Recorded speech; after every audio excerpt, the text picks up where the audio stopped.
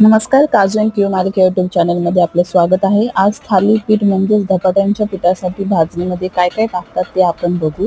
इथे मी वाटीचं माप घेतलं आहे. 2 वाट्या ज्वारी, 1 वाटी गहू, 1 वाटी तांदूळ हे सेम वाटीने, आणि ही दुसरी वाटी छोटी घेतली त्याच्या हिशोबाने मी 1 वाटी चणा डाळ, 1 वाटी पोहे, 1 वाटी उडीद डाळ आणि पाव वाटी अख्खे मूग घेतलेले आहेत. आता आपण हे सगळं एक एक करून मंद आचेवरती छान असं भाजून घ्यायचं. आणि इथे मी पहिल्यांदा ज्वारी, गहू असं एक एक करून भाजून घेत आहे.